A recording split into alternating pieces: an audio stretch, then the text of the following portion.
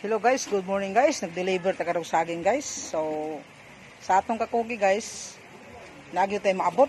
So kini guys, maabot ni siya mga 20 kilos times nato sa tag 17 ang kilo guys. So mao na toy iya kibaling presyo guys, bayad gibali.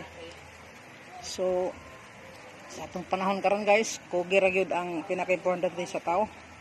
Kaya ninyo kung mananom tag saging, di gyud natay bawaan. Ingani gid siya may tabo. So dagko lusok guys.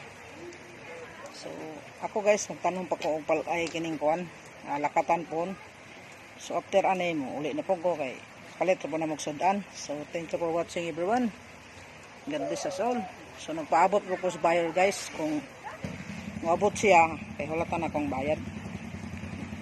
So ani ra man gyud ang kinabuhi nato. Kugi lang. Maglabaw sa tanan guys, importante nga atong trabaho sakto og diniyos. Labaw sa tanan guys, amping kita kanunay. God bless us all.